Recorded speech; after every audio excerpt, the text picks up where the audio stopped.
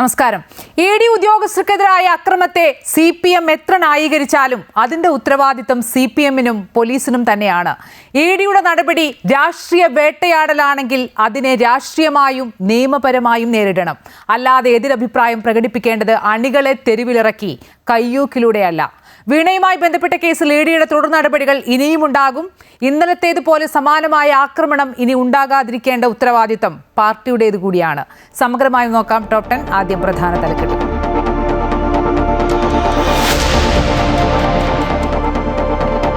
മാസപ്പടി കേസിൽ CMRL ഉദ്യോഗസ്ഥരെയും വീണയെയും ചോദ്യം ചെയ്യാൻ ED. വീണയുടെ ഫോൺ ശാസ്ത്രീയ പരിശോധനയ്ക്ക് അയക്കും. 3 ബാങ്ക് അക്കൗണ്ടുകൾ മരവിപ്പിച്ചു. മൗനം തുടർന്ന മുഖ്യമന്ത്രി. ന്യായീകരിച്ച് CPM. ED ഉദ്യോഗസ്ഥരെ ആക്രമിച്ച സംഭവത്തിൽ ആഭ്യന്തരമന്ത്രിക്ക് വിശദീകരണം നൽകി DGP. 300 പോലീസുകാരെ വിന്യസിച്ചിരുന്നു എന്നും വീഴ്ചയുണ്ടോ എന്ന് പരിശോധിക്കുമെന്നും DGP.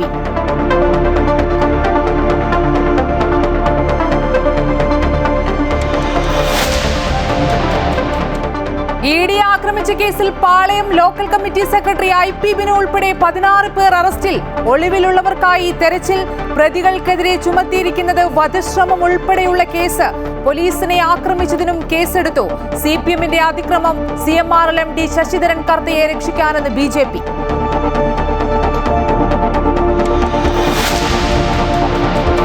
CBSE പുനർമൂല്യനിർണ്ണയ തകരാറിൽ ഉത്തരവാദിത്തം ഏറ്റെടുത്ത് കേന്ദ്ര വിദ്യാഭ്യാസ മന്ത്രി ധർമ്മേന്ദ്ര പ്രധാൻ. വീഴ്ച വരുത്തിയവർക്കെതിരെ നടപടിയുണ്ടാകും. CBSE-യിൽ തിരുത്തൽ നടപടിയുണ്ടാകുമെന്നും മന്ത്രി. OSM-ൽ പൊരുത്തക്കേടുകൾ ഉണ്ടായെന്നും വീണ്ടും ചർച്ച നടത്തുമെന്നും കേന്ദ്രമന്ത്രി.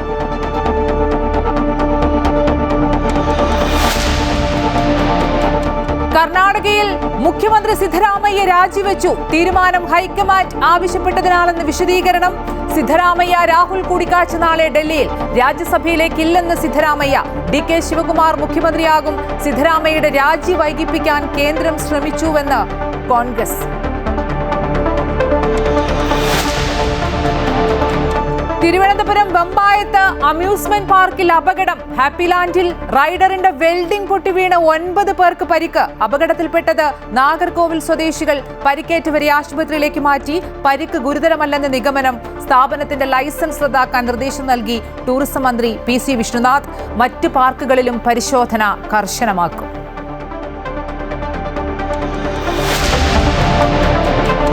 പത്മനാഭസ്വാമി ക്ഷേത്രത്തിലെ സുരക്ഷാ വീഴ്ചയിൽ നാളെ ഭരണസമിതിയുടെ അടിയന്തര യോഗം.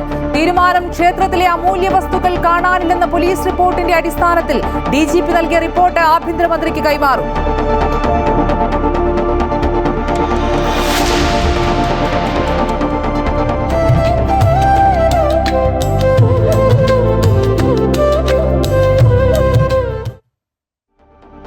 സദ്ഗുരു ശ്രീ മാതാ അമൃതാനന്ദമയി ദേവിയുടെ സാന്നിധ്യത്തിൽ ബോളൂർ ബ്രഹ്മസ്ഥാന മഹോത്സവത്തിന് മംഗലാപുരത്ത് തുടക്കം. പ്രകൃതിയെയും ചരാചരങ്ങളെയും സ്നേഹിക്കാനും സംരക്ഷിക്കാനും കുട്ടികളെ പഠിപ്പിക്കണമെന്ന അമ്മ. വാർഷിക മഹോത്സവത്തിനൊരുങ്ങി കോഴിക്കോട് ബ്രഹ്മസ്ഥാനം.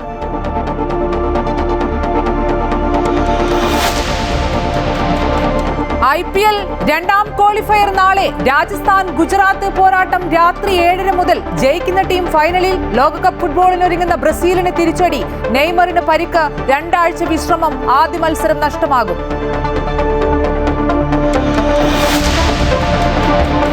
ആക്രമണങ്ങൾ തുടരുന്നതിനിടെ അമേരിക്ക ഇറാൻ സമാധാന കരാറിൽ ധാരണയായെന്ന് റിപ്പോർട്ട്. അന്തിമ തീരുമാനം വെളിപ്പെടുത്താതെ ട്രംപ്. വെടിനിർത്തൽ കരാർ അമേരിക്ക ലംഘിച്ചുവെന്ന് ഇറാൻ. ഹോർമൂസ് കടലെടുക്ക് നിയന്ത്രിക്കാൻ ആരെയും അനുവദിക്കില്ലെന്ന് ട്രംപ്. കുവൈറ്റിലെ US സൈനിക താവളം ലക്ഷ്യമിട്ട് പ്രത്യാക്രമണവുമായി ഇറാൻ. യുദ്ധഭീതിയിൽ ഗൾഫ് മേഖല. Story of today. മാതൃകയാക്കാം ഹരിതപാതയൊരുക്കിയ ഈ മനുഷ്യരെ. മാസപ്പടി കേസിൽ തുടർ നടപടികൾ വേഗത്തിലാക്കാൻ എൻഫോഴ്സ്മെന്റ് ഡയറക്ടറേറ്റ്. CMRL ഉദ്യോഗസ്ഥരെ അടക്കം ഉടൻ ചോദ്യം ചെയ്യാൻ വിളിപ്പിച്ചേക്കും. ഇന്നലത്തെ റെയ്ഡിനെ തുടർന്ന് 18,36,00,000 രൂപയുടെ ഇടപാടുകൾ നടന്ന 242 ബാങ്ക് അക്കൗണ്ടുകൾ മരവിപ്പിച്ചു. അതിൽ 3 എണ്ണം പിണറായി വിജയന്റെ മകൾ വീണ വിജയന്റേതാണ്. മാസപ്പടി കേസുമായി ബന്ധപ്പെട്ട് കഴിഞ്ഞ ദിവസം നടന്ന റെയ്ഡിനെ തുടർന്ന് 18,36,00,000 242 ബാങ്ക് അക്കൗണ്ടുകളാണ് ED മരവിപ്പിച്ചത്. ഇതിൽ 3 എണ്ണം പിണറായി വിജയന്റെ മകൾ വീണ വിജയന്റേതാണ്. റെയ്ഡിനിടെ വീണയുടെ മൊബൈൽ ഫോണും പിടിച്ചെടുത്തിട്ടുണ്ട്. ഫോൺ പരിശോധനയിൽ നിർണായക തെളിവുകൾ ലഭിക്കുമെന്നാണ് അന്വേഷണ സംഘത്തിന്റെ വിലയിരുത്തൽ. ഈ മൊബൈൽ ഫോൺ അടക്കമുള്ള ഡിജിറ്റൽ തെളിവുകൾ ഉടൻ തന്നെ PMLA കോടതിയിൽ ഹാജരാക്കും. ഇവ വളരെ വേഗം ശാസ്ത്രീയ പരിശോധനയ്ക്ക് വിധേയമാക്കാനാണ് EDയുടെ നീക്കം. അതിനുശേഷമായിരിക്കും ചോദ്യം ചെയ്യാൻ വിളിപ്പിക്കുക. നൽകാത്ത സേവനങ്ങൾക്കായി എക്സാലോജിക്കിൽ നിന്ന് ലഭിച്ചതായി പറയുന്ന തുക ഏതു തരത്തിലാണ് വിനിയോഗിച്ചതെന്ന് ED പ്രത്യേകം പരിശോധിക്കുന്നുണ്ട്. അതേസമയം ED നടപടിക്കെതിരെ ഇന്നും പലയിടങ്ങളിലും CPM പ്രതിഷേധം നടന്നു. എറണാകുളം കാക്കനാട് നടന്ന പ്രതിഷേധ പരിപാടി CPM സംസ്ഥാന സെക്രട്ടേറിയറ്റ് അംഗം M സ്വരാജ് ഉദ്ഘാടനം ചെയ്തു. കഴിഞ്ഞ ദിവസം നടന്ന ED ഉദ്യോഗസ്ഥർക്കെതിരായ പ്രതിഷേധം 101% സമാധാനപരമായിരുന്നുവെന്ന് M സ്വരാജ് പറഞ്ഞു. ഒരു അനിഷ്ട സംഭവം ഉണ്ടായില്ല. 101% സമാധാനപരമായി ജനാധിപത്യപരമായി പ്രതിഷേധം പ്രകടിപ്പിച്ചു. വാഹനത്തിന്റെ ചില്ല് പൊട്ടിയതിൽ നിന്നത് CPIM നേതാക്കൾ സമയോചിതമായി ഇടപെട്ട് കൂടുതൽ അനിഷ്ട സംഭവങ്ങൾ ഉണ്ടാകാതെ കൈകാര്യം ചെയ്തുകൊണ്ടാണ്. വരും ദിവസങ്ങളിലും എൻഫോഴ്സ്മെന്റ് ഡയറക്ടറേറ്റിനെതിരായ പ്രതിഷേധ പരിപാടികൾ ശക്തമാക്കാനാണ് CPM തീരുമാനം. അമൃത ന്യൂസ്, കൊച്ചി. വീണ്ടും മാധ്യമപ്രവർത്തകരുടെ ചോദ്യങ്ങളോട് പ്രതികരിക്കാതെ മുഖ്യമന്ത്രി VD സതീശൻ കോഴിക്കോട് ഗസ്റ്റ് ഹൌസിലെത്തിയതായിരുന്നു മുഖ്യമന്ത്രി. പാണക്കാട് തങ്ങളുടെ വീട്ടിലെത്തിയ ശേഷമാണ് അദ്ദേഹം കോഴിക്കോടെത്തിയത്. ഡോക്ടർ MK മുനീറിനെ സന്ദർശിച്ച ശേഷം ഗസ്റ്റ് ഹൌസിലെത്തിയതായിരുന്നു മുഖ്യമന്ത്രി. റിയൽ എസ്റ്റേറ്റ് വ്യാപാരിയായിരുന്ന മുഹമ്മദ് എന്ന മാമിയുടെ നിരോധനത്തിൽ തുടരന്വേഷണം വേണമെന്നാവശ്യപ്പെട്ട് മാമിയുടെ കുടുംബവും മുഖ്യമന്ത്രിയുമായി ചർച്ച നടത്തി.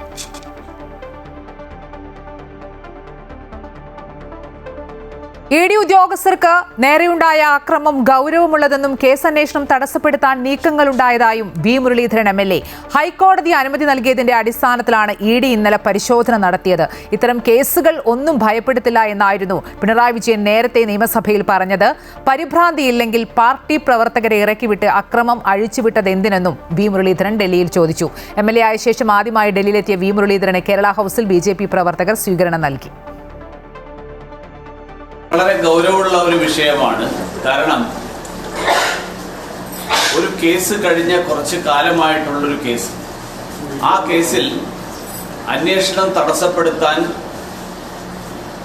വീണ വിജയന്റെ ഭാഗത്ത് നിന്നും അന്നത്തെ കേരള സർക്കാരിന്റെ ഭാഗത്ത് നിന്നും പല ശ്രമങ്ങളുണ്ടായി. KSIDC അടക്കം ഈ അന്വേഷണത്തെ തടസ്സപ്പെടുത്താൻ വേണ്ടി കേരള ഹൈക്കോടതിയിലും കർണാടക ഹൈക്കോടതിയിലും ഡൽഹി ഹൈക്കോടതിയിലും ശ്രമങ്ങൾ നടത്തി. മിനിയാന്ന് ഈ അന്വേഷണത്തിനെതിരായിട്ട് കേരള ഹൈക്കോടതിയുടെ മുമ്പിൽ ഉണ്ടായിരുന്ന തടസ്സവാദങ്ങൾ ഹൈക്കോടതി തള്ളിക്കൊണ്ട് എൻഫോഴ്സ്മെന്റ് ഡയറക്ടറേറ്റിന് ഈ കേസുമായിട്ട് മുന്നോട്ട് പോകാം എന്നുള്ള അനുവാദം കൊടുത്തതിന്റെ അടിസ്ഥാനത്തിലാണ് എൻഫോഴ്സ്മെന്റ് ഡയറക്ടറേറ്റ് ഇന്നലെ ഈ അന്വേഷണവുമായി ബന്ധപ്പെട്ട് 10-12 സ്ഥലങ്ങളിൽ അവര് ഒരു തെരച്ചിൽ നടത്താൻ വേണ്ടിയിട്ട് പോയത്.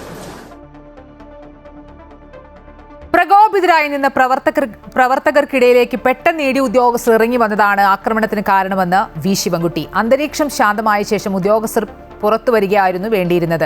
അന്വേഷണ ഉദ്യോഗസ്ഥരെ തടസ്സപ്പെടുത്താൻ ഉദ്ദേശമുണ്ടായിരുന്നില്ല. പോലീസ് പാർട്ടി ഓഫീസിൽ റെയ്ഡ് ചെയ്യാൻ ശ്രമിച്ചു. സാധാരണയായി പാർട്ടി ഓഫീസുകൾ പോലീസ് റെയ്ഡ് ചെയ്യാറില്ല. പാർട്ടി പ്രവർത്തകർക്കെതിരെയുള്ള കേസുകൾ നിയമപരമായി നേരിടുമെന്നും V ശിവൻകുട്ടി പറഞ്ഞു. അവിടെ ഒരു പ്രതിഷേധം ഉണ്ടായിരുന്നു, ശക്തമായ പ്രതിഷേധം തന്നെ ഉണ്ടായിരുന്നു.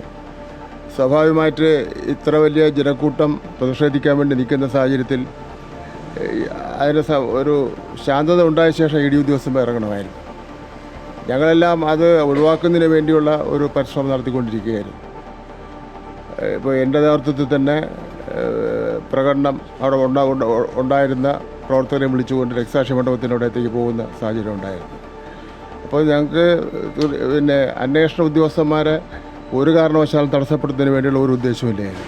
അവരെ അവിടുത്തെ അന്തരീക്ഷം എന്താണെന്ന് നോക്കിക്കൊണ്ട് അവരെ ED ഉദ്യോഗസ്ഥന്മാരെ പുറത്തിറക്കേണ്ടതിൻ്റെ ഉത്തരവാദിത്തം വഹിക്കേണ്ടത് പോലീസാണ്. തിരുവനന്തപുരത്തെ ED ആക്രമണത്തെ ന്യായീകരിച്ച് EP ജയരാജൻ. ബോധപൂർവം പ്രശ്നമുണ്ടാക്കാനാണ് ഉദ്യോഗസ്ഥന്മാർ ശ്രമിച്ചത്. ഏത് ഗാന്ധിയന്മാരായാലും പ്രതികരിച്ചു പോകും. CPM-നെ തകർക്കാൻ ഗൂഢശ്രമമെന്നും EP ജയരാജൻ പ്രതികരിച്ചു. സാധാരണഗതിയിൽ ഒരു കേന്ദ്രസേന ഇത്തരത്തിൽ ഇടപെടണമെങ്കിൽ, ED ഇങ്ങനെ ഒരു അന്വേഷണം നടത്തണമെങ്കിൽ അത് സംസ്ഥാനത്ത് ആഭ്യന്തര വകുപ്പിനെ അറിയിച്ചിരിക്കണം. ഇങ്ങനെ ആരെയും അറിയിക്കാതെ ഒരു ഭീകരമായൊരു അന്തരീക്ഷം സൃഷ്ടിക്കുകയാണ് ഈ റെയ്ഡിലൂടെ ചെയ്തത്. സംസ്ഥാനത്തിന്റെ അധികാരത്തിന് മേലെ കടന്നുകയറ്റമാണ്. കേരളത്തിലെ ആഭ്യന്തര വകുപ്പിന്റെ മേലെയുള്ള കടന്നുകയറ്റമാണ്. ശ്രീ രമേശ് ചെന്നിത്തല അതിനെക്കുറിച്ചൊന്നും പറഞ്ഞില്ല. മോദിയെ പിണറായിക്ക് ഭയമെന്ന് റവന്യൂ മന്ത്രി AP അനിൽകുമാർ. ഇത്രയും നേരമായും മോദി എന്നൊരൊറ്റ അക്ഷരം പോലും പിണറായി വിജയൻ പറഞ്ഞില്ല. 10 വർഷമായി പിണറായി വിജയന് മോദിയെ പേടിയാണ്. ആ ഭയം ഇപ്പോഴും തുടരുന്നു. ഇഡിക്കെതിരെ ഏറ്റവും കൂടുതൽ പോരാട്ടം നടത്തിയത് രാഹുൽ ഗാന്ധിയെന്നും AP അനിൽകുമാർ പറഞ്ഞു. IAS തലപ്പത്തെ അഴിച്ചുപണിയിൽ പ്രശ്നങ്ങളൊന്നുമില്ലെന്നും അഭിപ്രായ വ്യത്യാസങ്ങളുണ്ടെന്ന് പ്രചരിപ്പിച്ചത് മാധ്യമങ്ങളാണെന്നും റവന്യൂ മന്ത്രി വ്യക്തമാക്കി. കഴിഞ്ഞ 10 വർഷവും ഞങ്ങൾ പ്രതിപക്ഷത്തിരിക്കുമ്പോൾ മുഖ്യമന്ത്രി എന്നുള്ള നിലയ്ക്ക് ശ്രീ പിണറായി വിജയൻ നരേന്ദ്രമോദിക്കെതിരെ ഒരു വാക്കുപോലും, ആ പേര് പോലും സഭയിൽ പറഞ്ഞിട്ടില്ല. ഇപ്പോൾ ഇത്രയും വലിയ ഒരു കേന്ദ്ര ഏജൻസിയുടെ ഒരു അന്വേഷണം നടക്കുമ്പോൾ പോലും അദ്ദേഹം പ്രധാനമന്ത്രിക്കെതിരെയോ നരേന്ദ്രമോദിക്കെതിരെയോ ഒരു വിമർശനം നടത്താൻ തയ്യാറാവാത്തത് എന്തുകൊണ്ടാണ് എന്നാണ് എനിക്ക് മനസ്സിലാവാത്തത്. CMRL MD ശശിധരൻ കർത്തയെ രക്ഷിക്കാൻ വേണ്ടിയാണ് ഇന്നലെ നടത്തിയ അക്രമ സംഭവങ്ങളെന്ന് K. സുരേന്ദ്രൻ. മുഖ്യമന്ത്രിയുടെ മകളുടെ ബാങ്ക് അക്കൗണ്ടിലെ കോടിക്കണക്കിന് രൂപയുടെ ഇടപാടുകൾ ഇഡിക്ക് ലഭിച്ചിട്ടുണ്ട്. കേന്ദ്ര ഏജൻസിയെ ആക്രമിച്ച് കേസ് ഇല്ലാതാക്കാൻ കഴിയില്ലെന്നും MP ഗോവിന്ദൻ ഉൾപ്പെടെയുള്ള CPI നേതാക്കൾക്കെതിരെ കോൺഗ്രസ് സർക്കാർ കേസെടുക്കുന്നില്ലെന്നും സുരേന്ദ്രൻ ആരോപിച്ചു. ഇത് CMRL കർത്തയിൽ നിന്ന് കൈക്കൂലി വാങ്ങിയതുകൊണ്ടാണെന്നും K. സുരേന്ദ്രൻ ആരോപിക്കുന്നു. CMRL കമ്പനിയിൽ നിന്നും അനുബന്ധ ഉദ്യോഗസ്ഥന്മാരിൽ നിന്നും അതിനേക്കാൾ വലിയ വിവരങ്ങൾ ഈ അന്വേഷണ ഏജൻസി കിട്ടിയിട്ടുണ്ട്. അതുകൊണ്ട് ഈ ബഹളം വെച്ച് DYFIക്കാരെ തെരുവിലിറക്കി പിണറായി വിജയൻ ആഹ്വാനം ചെയ്ത് ഒരു കലാപം സൃഷ്ടിച്ച് ഈ കേസ് അവസാനിപ്പിക്കാമെന്ന് ആരും കരുതുന്നത് ശരിയല്ല. ഇന്നലെ ഗുരുതരമായിട്ടുള്ള കൃത്യവിലോപമാണ് കേരള പോലീസിൻ്റെ ഭാഗത്തുണ്ടായിട്ടുള്ളത്. കേരള പോലീസ് തന്നെ പറഞ്ഞിരിക്കുന്ന ഒരു കാര്യം, ഞങ്ങളെ അറിയിക്കാതെ വന്നതുകൊണ്ടാണ് ഇതൊക്കെ സംഭവിച്ചതാണ്. ഇതങ്ങനെയല്ല സംഭവിച്ചിരിക്കുന്നത്. വീണ വിജയൻ താമസിക്കുന്നത് കൊണ്ട് പിണറായി വിജയൻ്റെ വീട്ടിലും മുഹമ്മദ് റിയാസിൻ്റെ വീട്ടിലും 12 സ്ഥലങ്ങളിലും ED പരിശോധന നടത്തുന്നു എന്നുള്ള കാര്യം പോലീസ് അറിഞ്ഞിട്ടും 7-8 മണിക്കൂർ കഴിഞ്ഞിട്ടാണ് അക്രമ സംഭവങ്ങൾ ഉണ്ടാവുന്നത്. ആ അക്രമ സംഭവങ്ങൾ അടിച്ചമർത്താൻ കർശനമായ നടപടി സ്വീകരിക്കാൻ ആഭ്യന്തര വകുപ്പിനും പോലീസിനും ഗുരുതരമായിട്ടുള്ള വീഴ്ചയാണ് സംഭവിച്ചിരിക്കുന്നത്. ആ വീഴ്ച മനഃപൂർവ്വമാണെന്ന് ഞങ്ങൾ സംശയിക്കുക. മുഹമ്മദ് റിയാസ് MLAയുടെ കോഴിക്കോട്ടെ വീട്ടിൽ ഇന്നലെ നടന്ന ED റെയ്ഡിനെ തുടർന്ന് പ്രതിഷേധിച്ച CPI നേതാക്കൾക്കെതിരെ കേസ്. CPM ജില്ലാ സെക്രട്ടറി M. മെഹബൂബ്, DYFI സംസ്ഥാന president Vaseef, A. Pradeep Kumar, P. Mohanan തുടങ്ങിയ 57 പേർക്കെതിരെയാണ് കേസെടുത്തത്. നിയമവിരുദ്ധമായി സംഘം ചേരൽ, ഗതാഗത തടസ്സം തുടങ്ങിയ വകുപ്പുകൾ പ്രകാരമാണ് കേസ് രജിസ്റ്റർ ചെയ്തിട്ടുള്ളത്.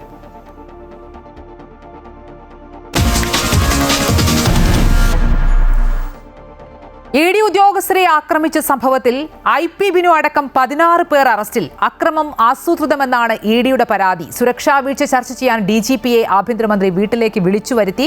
പോലീസിന് വീഴ്ച സംഭവിച്ചോ എന്ന് പരിശോധിക്കുമെന്ന് സംസ്ഥാന പോലീസ് മേധാവി റവാഡ ചന്ദ്രശേഖർ പറഞ്ഞു.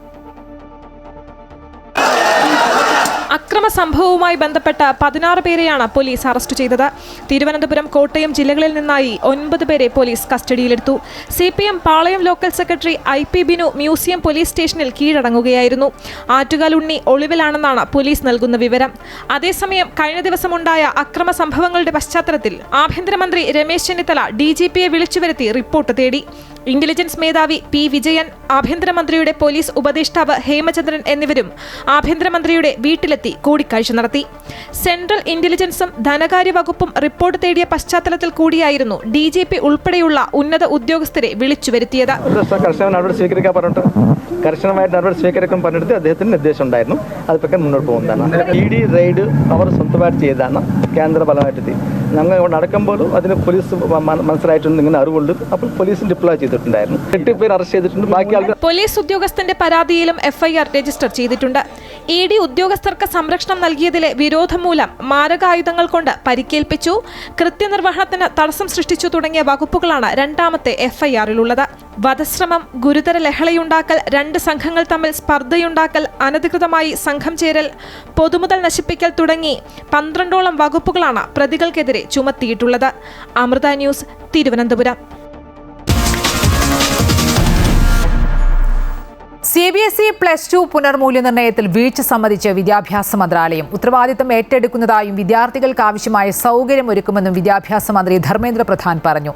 ഉത്തരക്കടലാസ് സ്കാൻ ചെയ്യുന്നതിൽ ചില പിഴവ് സംഭവിച്ചെന്നും എന്നാൽ സംവിധാനം പൂർണ്ണമായും തകർന്നു എന്ന ആരോപണം തെറ്റാണെന്നും പരീക്ഷയ്ക്ക് സാങ്കേതിക സേവനം നൽകുന്ന കോംറ്റ് എഡ്യൂടെക് അറിയിച്ചു. CBSE +2 പരീക്ഷയുടെ ഓൺ സ്ക്രീൻ മാർക്കിംഗ് രീതിയിലും പുനർമൂല്യനിർണ്ണയത്തിലും ഉയർന്ന പരാതികൾ വിദ്യാഭ്യാസ മന്ത്രാലയം ഉന്നത യോഗം ചേർന്ന് വിശദമായി പരിശോധിച്ചു.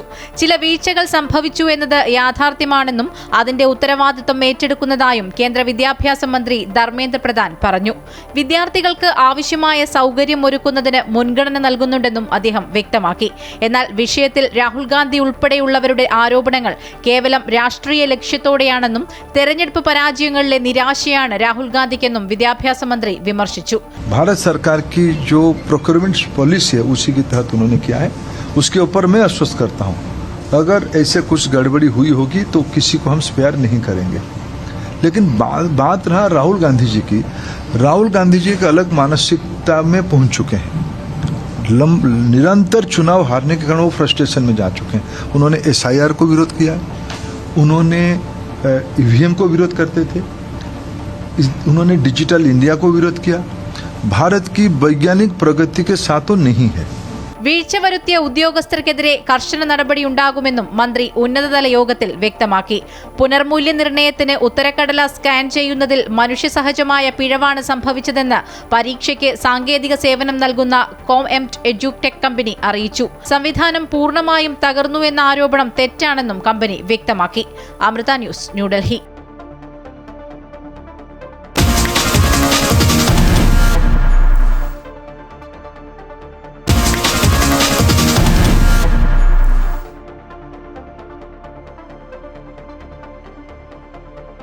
തിരുവനന്തപുരം ഹാപ്പി ലാൻഡ് അമ്യൂസ്മെന്റ് പാർക്കിലുണ്ടായ അപകടത്തെ തുടർന്ന് പാർക്ക് പൂട്ടാൻ സർക്കാർ ഉത്തരവിട്ടു. ആശുപത്രിയിൽ ചികിത്സയിൽ കഴിയുന്നവർക്ക് എല്ലാവിധ സൗകര്യങ്ങളും ഉറപ്പാക്കാൻ നിർദ്ദേശം നൽകിയതായി ടൂറിസം മന്ത്രി PC വിഷ്ണുനാഥ് അറിയിച്ചു.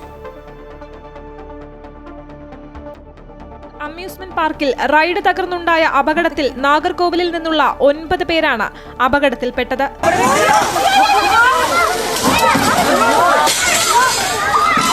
അപകടത്തെ തുടർന്ന് രക്ഷാപ്രവർത്തനം നടത്താനുള്ള സംവിധാനങ്ങൾ പോലും ഇല്ലായിരുന്നു എന്നത് ആശങ്കപ്പെടുത്തുന്നുവെന്ന് നെടുമങ്ങാട് MLA GR അനിൽ പറഞ്ഞു. എന്തായാലും വളരെ വളരെ ഗുരുതരമായ ഒരു സംഭവമാണ് നമുക്ക് കാണേണ്ടി വന്നത്.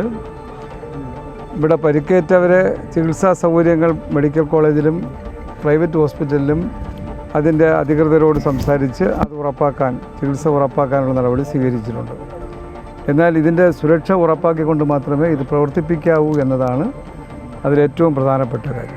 ആംബുലൻസ് മാത്രമല്ല, ഇവിടെ ആവശ്യമായ സുരക്ഷാ ഉപകരണങ്ങൾ ഒന്നുമേ ഇല്ലായിരുന്നു, ആരുമേ ഇല്ലായിരുന്നു എന്നതാണ് അറിയാൻ കഴിഞ്ഞത്. പാർക്കിന് പഞ്ചായത്ത് നൽകിയിട്ടുള്ള അനുമതി പുനഃപരിശോധിക്കാനും ലൈസൻസ് റദ്ദാക്കാനും തദ്ദേശ സ്വയംഭരണ സ്ഥാപനത്തിന് ജില്ലാ ഭരണകൂടം വഴി നിർദ്ദേശം നൽകിയിട്ടുണ്ടെന്ന് ടൂറിസം വകുപ്പ് മന്ത്രി PC വിഷ്ണുനാഥ് പറഞ്ഞു. ഈ സാഹചര്യത്തിൽ ഈ സ്ഥാപനത്തിൻ്റെ പഞ്ചായത്ത് നൽകിയിരിക്കുന്ന അനുമതി അത് പുനഃപരിശോധിക്കണം. വേണ്ട സുരക്ഷാ പരിശോധനകളുടെ അടിസ്ഥാനത്തിൽ മാത്രമാണ് ഇനി അത് തുറന്ന് പ്രവർത്തിക്കാൻ അനുവാദം നൽകാവൂ എന്നുള്ളൊരു തീരുമാനമാണ് ഗവൺമെൻറ്റിനുള്ളത്. അപ്പോൾ ലോക്കൽ ബോഡി അത് പരിശോധന നടത്തി അവർക്കിപ്പോൾ നൽകിയിരിക്കുന്ന അനുവാദത്തെ സംബന്ധിച്ച് അനുവാദം റദ്ദാക്കേണ്ടതാണ്. ആ നിർദ്ദേശം ജില്ലാ ഭരണകൂടം വഴി അത് കൈമാറിയിട്ടുണ്ട്.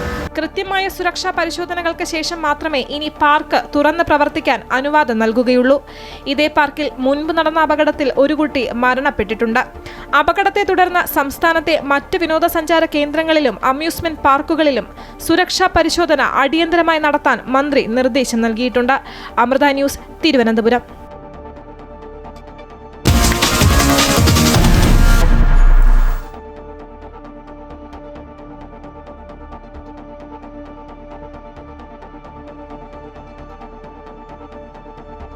പത്മനാഭസ്വാമി ക്ഷേത്രത്തിലെ സുരക്ഷാ വീഴ്ചയിൽ നാളെ ഭരണസമിതിയുടെ അടിയന്തര യോഗം. ക്ഷേത്രത്തിലെ അമൂല്യ വസ്തുക്കൾ കാണാനില്ലെന്ന പോലീസ് റിപ്പോർട്ടിന്റെ അടിസ്ഥാനത്തിൽ DGP നൽകിയ റിപ്പോർട്ട് ആഭ്യന്തരമന്ത്രിക്ക് കൈമാറും. പത്മനാഭസ്വാമി ക്ഷേത്രത്തിന്റെ ഭരണസമിതിയുടെ അടിയന്തര യോഗം നാളെ നടക്കാനിരിക്കെയാണ് അന്വേഷണ റിപ്പോർട്ട് ആഭ്യന്തരമന്ത്രി രമേശ് ചെന്നിത്തലയ്ക്ക് കൈമാറുന്നത്. കോടികൾ വിലയുള്ള അമൂല്യമായ പല വസ്തുക്കളും ക്ഷേത്രത്തിൽ നിന്ന് കാണാതായെന്ന് റിപ്പോർട്ടിലുണ്ട്. അറ്റകുറ്റപ്പണികൾക്കായി മാറ്റിയ സ്വർണ്ണവിളക്ക് കാണാതായി. പകരം ഔദ്യോഗിക രേഖകളില്ലാതെ വെള്ളിവിളക്ക് സ്ഥാപിച്ചുവെന്ന് റിപ്പോർട്ടിൽ പറയുന്നു. വൈരനമ എന്ന ആഭരണം 6 മാസമായി കാണാനില്ലെന്നും റിപ്പോർട്ടിലുണ്ട്. രാജകുടുംബത്തിന്റെ പേരിൽ പലരും ക്ഷേത്രത്തിൽ പരിശോധനകളില്ലാതെ കയറുകയും ഇറങ്ങുകയും ചെയ്യുന്നുവെന്നും വ്യക്തമാക്കിയിട്ടുണ്ട്. പത്മനാഭസ്വാമി ക്ഷേത്രത്തിലെ ചില ജീവനക്കാരും സുരക്ഷാ ഉദ്യോഗസ്ഥരും രാജകുടുംബവുമായി അടുപ്പമുള്ളവരും മറ്റൊരു പ്രവേശന കവാടമായ ചെമ്പകത്തുമൂടിലൂടെ സുരക്ഷാ പരിശോധനകൾ ഒഴിവാക്കി ക്ഷേത്രത്തിലേക്ക് കടക്കുന്നു എന്നാണ് റിപ്പോർട്ടിലുള്ളത്. ഇന്റലിജൻസ് റിപ്പോർട്ടിന്റെ അടിസ്ഥാനത്തിലാണ് സർക്കാരിന് DGP റിപ്പോർട്ട് നൽകിയത്. സംസ്ഥാന പോലീസ് മേധാവിക്ക് വേണ്ടി ADGP S ശ്രീജിത്താണ് ആഭ്യന്തര വകുപ്പ് അഡീഷണൽ ചീഫ് സെക്രട്ടറിക്ക് റിപ്പോർട്ട് കൈമാറിയത്. എന്നാൽ ക്ഷേത്രത്തിൽ നിന്നും ഒന്നും നഷ്ടപ്പെട്ടിട്ടില്ലെന്ന് അഡ്മിനിസ്ട്രേറ്റീവ് ഓഫീസർ വ്യക്തമാക്കി. അമൃത ന്യൂസ്, തിരുവനന്തപുരം.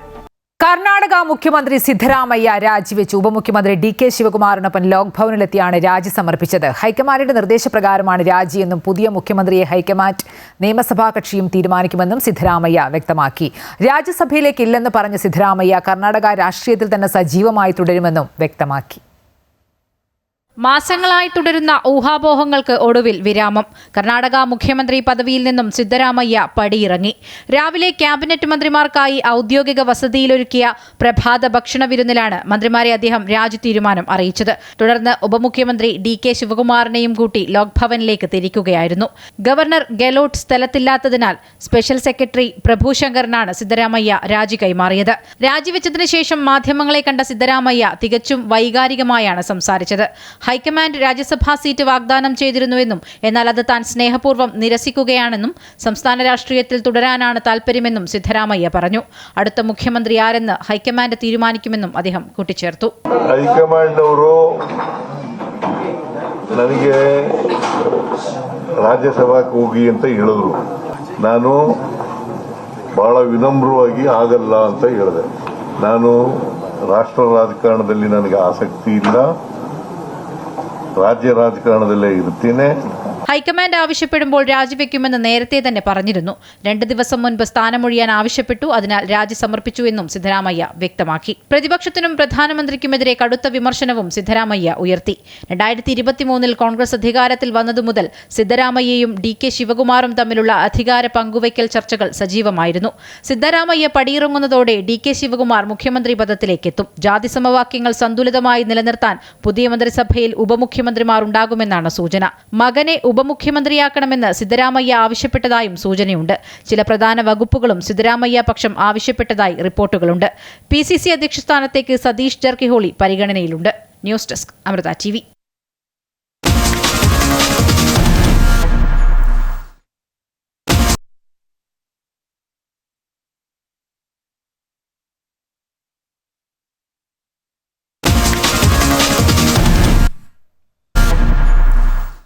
IPL രണ്ടാം ക്വാളിഫയറിൽ രാജസ്ഥാൻ ഗുജറാത്ത് പോരാട്ടം നാളെ നടക്കും. രാത്രി 7:30 മുതലാണ് മത്സരം. ജയിക്കുന്ന ടീം ഫൈനലിൽ കടക്കും. എലിമിനേറ്റർ മത്സരത്തിൽ സൺറൈസേഴ്സ് ഹൈദരാബാദിനെ കീഴടക്കിയാണ് രാജസ്ഥാൻ റോയൽസ് ക്വാളിഫയറിൽ കടന്നത്. 47 റൺസിനായിരുന്നു രാജസ്ഥാന്റെ ജയം.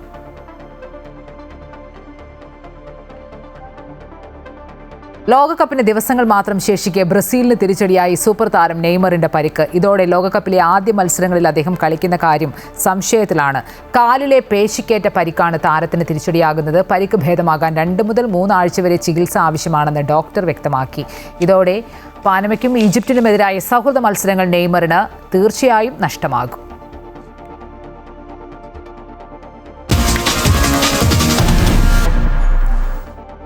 വെടിനിർത്തൽ കരാർ നീട്ടാൻ US-ഉം ഇറാനും തമ്മിൽ ധാരണയിലെത്തിയെന്ന റിപ്പോർട്ട്. 60 ദിവസത്തേക്ക് ധാരണയിലെത്തിയെന്നാണ് US മാധ്യമങ്ങൾ റിപ്പോർട്ട് ചെയ്യുന്നത്. വെടിനിർത്തൽ കരാർ നീട്ടുക, ഇറാന്റെ ആണവ പദ്ധതിയെക്കുറിച്ച് ചർച്ചകൾ ആരംഭിക്കുക എന്നതാണ് ലക്ഷ്യം.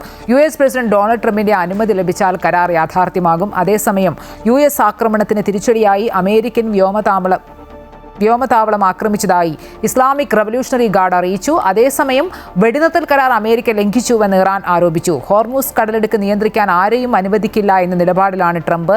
കുവൈറ്റിലെ US സൈനിക താവളം ലക്ഷ്യമിട്ട് പ്രത്യാക്രമണവുമായി ഇറാൻ തിരിച്ചടിച്ചു. അതിനിടെ ഹോർമൂസ് കടലിടുക്കിന് ഭീഷണിയാണെന്ന് കണ്ടെത്തി ഇറാന്റെ 4 ഡ്രോണുകൾ US സൈന്യം വെടിവെച്ചിട്ടു. താരസംഘടന അമ്മയിലെ പ്രശ്നങ്ങൾ പരിഹരിക്കാൻ നടപടി തുടങ്ങി നേതൃത്വം. ടിനി ടോം ഉൾപ്പെടെയുള്ളവർക്കെതിരായ പരാതിയിൽ നടി അൻസിബയ്ക്ക് പറയാനുള്ളത് കേൾക്കാൻ സംഘടന തീരുമാനിച്ചു. അൻസിബയ്ക്ക് പുറമെ ടിനി ടോം ഉൾപ്പെടെയുള്ളവരും നേരിട്ട് ഹാജരാകണം. അതേസമയം അമ്മയുടെ നിലവിലെ കമ്മിറ്റിക്ക് മുന്നിൽ ഹാജരാകില്ലെന്നും സ്വതന്ത്രവും നിഷ്പക്ഷവുമായ അന്വേഷണത്തിനായി സമിതി രൂപീകരിക്കണമെന്ന് അൻസിബ ആവശ്യപ്പെട്ടു. താരങ്ങൾക്കിടയിലെ തർക്കവും ആരോപണവും പൊതുമധ്യത്തിലേക്ക് എത്തിയതോടെയാണ് സംഘടനയുടെ പ്രധാന ഭാരവാഹികൾ ഇടപെട്ട സമവായ നീക്കം ആരംഭിച്ചത്. ഇതിന്റെ ഭാഗമായാണ് അൻസിബ ഉൾപ്പെടെയുള്ള പരാതിക്കാരെയും ആരോപണ വിധേയരായവരെയും കേൾക്കാൻ താരസംഘടന അമ്മ തീരുമാനിച്ചത്. ജൂൺ 1-ാം തീയതിയോ 7-ാം തീയതിക്ക് ശേഷമോ ഹാജരാകണമെന്നാവശ്യപ്പെട്ട് അൻസിബയ്ക്ക് സംഘടന നോട്ടീസ് അയച്ചു. മറ്റ് ആരോപണ വിധേയർക്കും പരാതിക്കാർക്കും സമാനമായ രീതിയിൽ നോട്ടീസ് നൽകിയിട്ടുണ്ട്. ടിനി ടോം, കുക്കു പരമേശ്വരൻ, ലക്ഷ്മിപ്രിയ എന്നിവർക്കാണ് നോട്ടീസ് നൽകിയത്. എല്ലാവരും സംഘടനയുടെ ഓഫീസിൽ നേരിട്ടെത്താനാണ് നിർദ്ദേശം. തെളിവുണ്ടെങ്കിൽ അതും എക്സിക്യൂട്ടീവ് കമ്മിറ്റിയിൽ ഹാജരാക്കണം. അതേസമയം അമ്മയുടെ നിലവിലെ കമ്മിറ്റിക്ക് മുന്നിൽ ഹാജരാകില്ലെന്ന് അൻസിബ പ്രതികരിച്ചു. ഇക്കാര്യം ചൂണ്ടിക്കാട്ടി അൻസിബ സംഘടനയ്ക്ക് മെയിൽ വഴി മറുപടി നൽകി. സ്വതന്ത്രവും നിഷ്പക്ഷവുമായ അന്വേഷണം നടക്കണമെന്നാണ് താരം പറയുന്നത്. പരാതി കേൾക്കാൻ പുതിയ സമിതിയെ രൂപീകരിക്കണമെന്ന് അമ്മ ഭാരവാഹികൾക്ക് അൻസിബ മറുപടി നൽകിയിട്ടുണ്ട്. രമേഷ് പിഷാരടി MLA, ധ്യാൻ ശ്രീനിവാസൻ, മാല പാർവതി തുടങ്ങിയവരെയോ മറ്റ് നിഷ്പക്ഷരായ നിലപാടുള്ളവരെയോ സമിതിയിൽ ഉൾപ്പെടുത്തണമെന്ന് അൻസിബ ആവശ്യപ്പെടുന്നു. നിലവിൽ പോലീസിനെതിരെ മുഖ്യമന്ത്രിക്കും DGPക്കും അൻസിബ പരാതി നൽകിയിട്ടുണ്ട്. നടി ലക്ഷ്മിപ്രിയയുടെ വ്യാജ പരാതിയിൽ സ്റ്റേഷനിൽ വിളിച്ചു വരുത്തി SI രേഷ്മ മോശമായി പെരുമാറിയെന്നാണ് അൻസിബയുടെ പരാതി. ഇക്കാര്യങ്ങളും താരസംഘടനയെ അൻസിബ അറിയിച്ചിട്ടുണ്ട്. അതേസമയം സംഘടനയുടെ എക്സിക്യൂട്ടീവ് കമ്മിറ്റി പിരിച്ചുവിടുന്ന ആവശ്യത്തിൽ ഒരു വിഭാഗം താരങ്ങൾ ഉറച്ചു നിൽക്കുകയാണ്. ഈ സാഹചര്യത്തിൽ ജൂൺ ആദ്യവാരം ചേരുന്ന ജനറൽ ബോഡി യോഗം നിർണായകമാണ്. അമൃത ന്യൂസ്, കൊച്ചി. 20 വർഷക്കാലത്തെ ജയിൽവാസത്തിന് ശേഷം അബ്ദുൾ റഹീം മോചിതനായി നാട്ടിലെത്തി. ഏറെക്കാലത്തെ കാത്തിരിപ്പിനൊടുവിൽ റഹീം ഉമ്മയെ നേരിട്ട് കണ്ട നിമിഷം വൈകാരികമായിരുന്നു. ഇന്നാണ് എനിക്ക് ശരിക്കും പെരുന്നാളെന്നാണ് ഉമ്മ പ്രതികരിച്ചത്. സന്തോഷമല്ലമ്മ? അൽഹംദുലില്ലാ എൻ്റെ കുട്ടി ഞാൻ ഒത്തൊരുമിച്ച് 2 പെരുന്നാൾ, അള്ളാഹിൻ്റെ പെരുന്നാളും എൻ്റെ പെരുന്നാളും. അള്ളാഹുവിന് സ്തുതി. ബലിപെരുന്നാൾ ദിവസം റഹീം എത്തിയപ്പോൾ ഇതല്ലാതെ മറ്റൊന്നും ആ ഉമ്മയ്ക്ക് പറയാനുണ്ടായിരുന്നില്ല. 20 കൊല്ലത്തെ കാത്തിരിപ്പിനാണ് അവസാനമായത്. എത്ര തവണ പറഞ്ഞാലും തീരാത്ത എല്ലാവരോടുമുള്ള നന്ദി അബ്ദുൾ റഹീം ആവർത്തിച്ചു കൊണ്ടേയിരുന്നു. പ്രതീക്ഷ വളരെ കുറവായിരുന്നു. ഇങ്ങനെ തിരിച്ചു വരാൻ സഹായിച്ച എല്ലാവർക്കും നന്ദി അറിയിക്കണം. പ്രാർത്ഥിച്ചവർക്കും സഹായിച്ചവർക്കും എല്ലാവർക്കും പറഞ്ഞാലും മതിയാവില്ല. സൗദി സമയം ബുധനാഴ്ച രാത്രി 11:55 റിയാദിൽ നിന്നും കോഴിക്കോട്ടേക്ക് പുറപ്പെട്ട എയർ ഇന്ത്യ എക്സ്പ്രസിൽ ഇന്ന് രാവിലെയാണ് വിമാനത്താവളത്തിലെത്തിയത്. ജയിൽ ഉദ്യോഗസ്ഥരാണ് റഹീമിനെ എയർപോർട്ടിലെത്തിച്ച് എമിഗ്രേഷൻ ഉൾപ്പെടെയുള്ള നടപടിക്രമങ്ങൾ പൂർത്തിയാക്കിയത്. റഹീമിന്റെ മോചനത്തിനായി 20 വർഷക്കാലമായി പോരാടുന്ന embassy welfare officer Yusuf K Kakkanchery ഉൾപ്പെടെയുള്ളവർക്ക് ഇത് മറക്കാനാവാത്ത നിമിഷങ്ങളായി. ഇന്നത്തെ ദിവസം എന്നെ സംബന്ധിച്ചിടത്തോളം 100% സന്തോഷമുള്ള ദിവസമാണ്. അത് അബ്ദുറഹീമിന്റെ ഉമ്മയ്ക്ക് കൊടുത്ത വാഗ്ദാനമാണെന്ന് ഞങ്ങൾ നിറവേറ്റിയിരിക്കുന്നത്. റഹീമിന്റെ പവർ ഓഫ് അറ്റോർണി സിദ്ദിഖ് തുവൂരിനൊപ്പമാണ് റഹീം എത്തിയത്. നിയമത്തിന്റെ മുമ്പിൽ അബ്ദുറഹീം കുറ്റക്കാരനായിരുന്നെങ്കിലും നിയമത്തിന്റെ ആ ഒരു നിയമം അനുവദിക്കുന്ന ഇളവ് വെച്ചുകൊണ്ട് തന്നെയാണ് ദിയാദനം നൽകിക്കൊണ്ട് അബ്ദുറഹീമിനെ മോചിപ്പിക്കുന്നത്.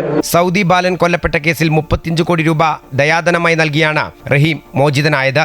സൗദി അറേബ്യയുടെ കാരുണ്യത്തിന്റെയും ലോകമെമ്പാടുമുള്ള മലയാളികളുടെ ഒത്തൊരുമയുടെയും വിളംബരമായി മാറുകയായിരുന്നു ബലിപെരുന്നാൾ ദിനത്തിലെ റഹീമിന്റെ വീട്ടിലേക്കുള്ള ഈ വരവ്. ക്യാമറാമാൻമാരായ KP Shaiju, A Anurag, reporter Anagha എന്നിവർക്കൊപ്പം MM Ragesh, Amrita news, Kozhikode. Saudi അറേബ്യയിലെ 2 പതിറ്റാണ്ടിന്റെ നീണ്ട ജയിൽവാസവും നിയമക്കുരുക്കുകളും പൂർത്തിയാക്കി ജന്മനാടിന്റെ തണലിലേക്ക് തിരിച്ചെത്തിയിരിക്കുകയാണ് റഹീം. 2006 നവംബർ 28-നാണ് മെച്ചപ്പെട്ട ജീവിത സാഹചര്യങ്ങൾ തേടി റഹീം ഗൾഫിലേക്ക് വണ്ടി കയറുന്നത്. കൃത്യം 20 വർഷങ്ങൾക്കിപ്പുറം മറ്റൊരു മെയ് 28-ന് റഹീം സ്വന്തം മണ്ണിലേക്ക് തിരികെ എത്തുമ്പോൾ അതൊരു കുടുംബത്തിന്റെ മാത്രമല്ല, മലയാളി സമൂഹത്തിന്റെ തന്നെ കണ്ണീരും പ്രാർത്ഥനയും സഫലമാകുന്ന നിമിഷം കൂടിയായിരുന്നു. കോഴിക്കോട് ഫറൂഖ് കോടമ്പുഴ സ്വദേശിയായ അബ്ദുൾ റഹീം 2006-ലാണ് സൗദി അറേബ്യയിൽ ഡ്രൈവർ വിസയിൽ എത്തുന്നത്. സ്പോൺസറുടെ ശാരീരിക വൈകല്യമുള്ള അനസ് എന്ന 15 വയസ്സുകാരനായ മകനെ പരിചരിക്കലായിരുന്നു റഹീമിന്റെ പ്രധാന ജോലി. 2006 ഡിസംബറിലായിരുന്നു കേസിനാസ്പദമായ സംഭവം. റഹീം ഓടിച്ച കാറിലിരുന്ന് കുട്ടി ഭക്ഷണം ചോദിച്ച് ശാഠ്യം പിടിക്കുകയും റഹീമിന് നേരെ തുപ്പുകയും ചെയ്തു. കുട്ടിയെ ശാന്തനാക്കാൻ ശ്രമിക്കുന്നതിനിടെ കഴുത്തിൽ ഘടിപ്പിച്ചിരുന്ന ജീവൻ രക്ഷാ ഉപകരണത്തിന്റെ ട്യൂബിൽ റഹീമിന്റെ കൈ അബദ്ധത്തിൽ തട്ടുകയും അത് ഊരിപ്പോവുകയും ചെയ്തു. മിനിറ്റുകൾക്കകം കുട്ടി ശ്വാസം മുട്ടി മരിച്ചു. തുടർന്ന് റഹീമിനെതിരെ കൊലക്കുറ്റം ചുമത്തി സൗദി പോലീസ് അറസ്റ്റ് ചെയ്തു. സൗദി കോടതി റഹീമിന് വധശിക്ഷ വിധിച്ചു. അപ്പീൽ കോടതികളും സുപ്രീം കോടതിയും ഈ ശിക്ഷ ശരിവയ്ക്കുകയും ചെയ്തു. ഇതിനിടെ റഹീമിന്റെ മോചനത്തിനായി റിയാദിലും നാട്ടിലും വലിയ ജനകീയ കൂട്ടായ്മകൾ രൂപീകരിക്കപ്പെട്ടു. റഹീമിന്റെ പവർ ഓഫ് അറ്റോർണി സിദ്ദിഖ് തൂവൂരും മറ്റ് സാമൂഹിക പ്രവർത്തകരും റഹീം സഹായ സമിതിയും വർഷങ്ങളോളം കുട്ടിയുടെ കുടുംബവുമായി ചർച്ചകൾ നടത്തി. ഒടുവിൽ കുട്ടിയുടെ കുടുംബം വധശിക്ഷ ഒഴിവാക്കാൻ 34 ദശലക്ഷം സൗദി റിയാൽ, അതായത് ഏകദേശം 34 കോടി ഇന്ത്യൻ രൂപ ദയാധനം ആവശ്യപ്പെട്ടു. ഒരു നിശ്ചിത സമയത്തിനുള്ളിൽ ഈ തുക കണ്ടെത്തുക എന്നത് അസാധ്യമായി തോന്നിപ്പിച്ച ഒന്നായിരുന്നു. എന്നാൽ ലോകമെമ്പാടുമുള്ള മലയാളികൾ കൈകോർത്തപ്പോൾ ചരിത്രം തിരുത്തിക്കുറിക്കപ്പെട്ടു. ബോബി ചെമ്മണ്ണൂർ ഉൾപ്പെടെയുള്ള പ്രമുഖരും പ്രവാസി സംഘടനകളും പൊതുജനങ്ങളും ഒത്തുപിടിച്ചപ്പോൾ വെറും ദിവസങ്ങൾ കൊണ്ട് 34 കോടിയിലധികം രൂപ ക്രൗഡ് ഫണ്ടിങ്ങിലൂടെ സമാഹരിക്കാനായി. ഇത് കേരള ചരിത്രത്തിലെ തന്നെ ഏറ്റവും വലിയ കാരുണ്യ പ്രവർത്തനമായി മാറുകയായിരുന്നു. തുക കോടതി മുഖേന കുട്ടിയുടെ കുടുംബത്തിന് കൈമാറിയതോടെ വധശിക്ഷ റദ്ദാക്കപ്പെട്ടു. തുടർന്ന് നിയമപരമായ മറ്റ് നടപടിക്രമങ്ങളും പൂർത്തിയാക്കി 20 വർഷത്തെ ജയിൽവാസത്തിനു ശേഷം അബ്ദുറഹീം പൂർണ്ണമോചിതനായി. സൗദി ജയിൽ അധികൃതർ നേരിട്ടെത്തിയാണ് റഹീമിനെ റിയാദ് എയർപോർട്ടിൽ എത്തിച്ച് എമിഗ്രേഷൻ നടപടികൾ പൂർത്തിയാക്കിയത്. തുടർന്ന് എയർ ഇന്ത്യ എക്സ്പ്രസ് വിമാനത്തിൽ പവർ ഓഫ് അറ്റോർണി സിദ്ദിഖ് തുവൂരിനും കുടുംബത്തോടുമൊപ്പം റഹീം കരിപ്പൂർ വിമാനത്താവളത്തിൽ തിരിച്ചെത്തി. ഒരു ബലിപെരുന്നാൾ ദിനത്തിൽ തന്നെ ഉമ്മയുടെ അരികിലേക്ക് റഹീം മടങ്ങിയെത്തുന്നത് ലോക മലയാളികൾക്കൊന്നടങ്കം വലിയ ഹൃദയനിർവൃതി നൽകുന്ന നിമിഷമാണ്. News desk Amrita TV. ഭിന്നിപ്പിക്കാനുള്ള ശ്രമങ്ങൾ ഉണ്ടാകുമ്പോൾ ഒരുമിച്ച് ഒറ്റക്കെട്ടായി നിൽക്കാൻ നമുക്ക് കഴിയണമെന്ന് പാളയം ഇമാം VP ഷുഹൈബ് മൗലവി. ജാതിയുടെയും മതത്തിന്റെയും പേരിൽ ഭിന്നിപ്പിക്കാനുള്ള ശ്രമങ്ങളെ ഒറ്റക്കെട്ടായി പരാജയപ്പെടുത്തണം. ലഹരിക്കെതിരായ പോരാട്ടങ്ങൾ തുടരണം. യുവാക്കൾ രാഷ്ട്രീയ പ്രബുദ്ധതയുള്ളവരാവണമെന്നും CJPയുടെ രാഷ്ട്രീയം യുവാക്കളെ ആകർഷിക്കുന്നതാണെന്നും ഇമാം പറഞ്ഞു. ആനുകാലിക വിഷയങ്ങളെ മുഴുവൻ പരാമർശിച്ചായിരുന്നു ബലിപെരുന്നാൾ ദിനത്തിലെ പാളയം ഇമാമിന്റെ സന്ദേശം. സാഹോദര്യത്തിന്റെയും അപരമത ബഹുമാനത്തിന്റെയും പ്രാധാന്യം ഇമാം ഓർമ്മിപ്പിച്ചു. മതജാതി വ്യത്യാസങ്ങളില്ലാതെ, കക്ഷി രാഷ്ട്രീയ സംഘടനാ സമുദായ ഭേദങ്ങളില്ലാതെ മുഴുവൻ മനുഷ്യർക്കുമിടയിലുള്ള പരസ്പര സ്നേഹം ശക്തിപ്പെടുത്താൻ വേണ്ടിയാണ് ബലിപെരുന്നാൾ അടക്കമുള്ള നമ്മുടെ എല്ലാ ആഘോഷങ്ങളും. സ്കൂളുകൾ തുറക്കാൻ പോവുകയാണ്. കുട്ടികൾ സാങ്കേതികമായ അറിവിനപ്പുറം നേടിയാൽ പോരാ, അവർ മൂല്യങ്ങളെ മനസ്സിലാക്കണം. ലഹരിയുടെ നീരാളിപ്പിടുത്തത്തിൽ നിന്നും യുവതയെ രക്ഷിക്കണമെന്നും ഈ ഓപ്പറേഷൻ തൂഫാൻ പൂർണ്ണ വിജയമാവട്ടെയെന്നും ഇമാം പറഞ്ഞു. ലഹരിയിൽ നിന്നും മയക്കുമരുന്നിൽ നിന്നും വിദ്യാർത്ഥി യുവജനങ്ങളെ വിമോചിപ്പിക്കാനുള്ള ഓപ്പറേഷനെ പ്രാർത്ഥനാപൂർവ്വം നമ്മൾ പിന്തുണക്കുകയാണ്. ലഹരി മുക്തമായ സമൂഹത്തെ സൃഷ്ടിക്കാനുള്ള സുപ്രധാന കാൽവെപ്പാക്കി ആഭ്യന്തര വകുപ്പ് പ്രഖ്യാപിച്ചിട്ടുള്ള ഓപ്പറേഷൻ തൂഫാനിനെ അള്ളാഹു മാറ്റുമാറാവട്ടെ. ഈ പദ്ധതിയെ പൂർണ്ണ വിജയത്തിലെത്തിക്കുമാറാവട്ടെ. വിഷുദിനത്തിലെ വിവാദ ഹോട്ടൽ പരസ്യം ഒരിക്കലും ചെയ്യാൻ പാടില്ലാത്തതാണ്. നമ്മുടെ യുവത അരാഷ്ട്രീയരല്ല എന്ന് CJPയെ പരാമർശിച്ച് ഇമാം വ്യക്തമാക്കി. രാജ്യത്തിൽ നിന്ന് ഉയർന്നുകൊണ്ടിരിക്കുന്ന ഈ വാർത്തകൾ നമ്മുടെ ചെറുപ്പം ചിലരെങ്കിലും തെറ്റിദ്ധരിച്ചിട്ടുള്ളതുപോലെ അരാഷ്ട്രീയ യൗവനമല്ല. അവർ സാമൂഹ്യ വിഷയങ്ങളൊന്നും അറിയാത്ത കാണാത്ത ചെറുപ്പമാണ് നമ്മുടെ ചെറുപ്പം എന്ന് ചിലരെങ്കിലും ചിലപ്പോഴെങ്കിലും പറയാറുണ്ട്. പക്ഷെ അങ്ങനെയുള്ള ഒരു ചെറുപ്പമല്ല. ചന്ദ്രശേഖരൻ നായർ സ്റ്റേഡിയത്തിൽ നടക്കാറുള്ള പെരുന്നാൾ നമസ്കാരം പ്രതികൂല കാലാവസ്ഥയെ തുടർന്ന് പാളയം പള്ളിയിലാണ് നടത്തിയത്. പള്ളിയിലെ നമസ്കാരത്തിനു ശേഷം സ്നേഹം പങ്കുവച്ചാണ് എല്ലാവരും മടങ്ങിയത്. കാലാവസ്ഥ മോശമായതിനാൽ സംസ്ഥാനത്തെ പല സ്ഥലങ്ങളിലും മുൻ നിശ്ചയിച്ച പോലെ ഈദ്ഗാഹുകൾ നടന്നിരുന്നില്ല. അമൃത ന്യൂസ്, തിരുവനന്തപുരം. ത്യാഗത്തിന്റെയും സമർപ്പണത്തിന്റെയും ഓർമ്മ പുതുക്കി വിശ്വാസികൾ ഇന്ന് ബലിപെരുന്നാൾ ആഘോഷിച്ചു. സംസ്ഥാനത്ത് രാവിലെ പെയ്ത കനത്ത മഴയെ തുടർന്ന് പലയിടങ്ങളിലും ഈദ്ഗാഹുകൾ ഒഴിവാക്കി പള്ളികളിലാണ് പെരുന്നാൾ നമസ്കാരം നടന്നത്. പ്രവാചകൻ ഇബ്രാഹിം നബിയുടെയും കുടുംബത്തിന്റെയും സമാനതകളില്ലാത്ത ത്യാഗസ്മരണകളുമായി വിശ്വാസികൾ ബലിപെരുന്നാൾ ആഘോഷത്തിലാണ്. രാവിലെ പലയിടങ്ങളിലും പെയ്ത കനത്ത മഴ ഈദ്ഗാഹുകളുടെ ഒരുക്കങ്ങളെ ബാധിച്ചെങ്കിലും വിശ്വാസികളുടെ ആവേശത്തിന് അത് തെല്ലും മങ്ങലേൽപ്പിച്ചില്ല.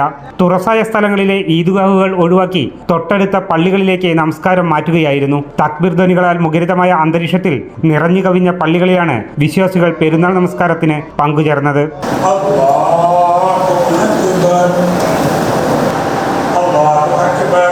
നമസ്കാരത്തിന് ശേഷം പരസ്പരം ആശംസകൾ കൈമാറി. പ്രവാചകചര്യ പിന്തുടർന്നുകൊണ്ടുള്ള പ്രധാന ആചാരമായ ബലികർമ്മങ്ങൾക്ക് ശേഷം ബന്ധുവീടുകൾ സന്ദർശിച്ചും സൗഹൃദം പുതുക്കിയും പെരുന്നാൾ വിഭവങ്ങൾ പങ്കുവച്ചും വിശ്വാസികൾ പെരുന്നാൾ ദിനം ആഘോഷമാക്കി.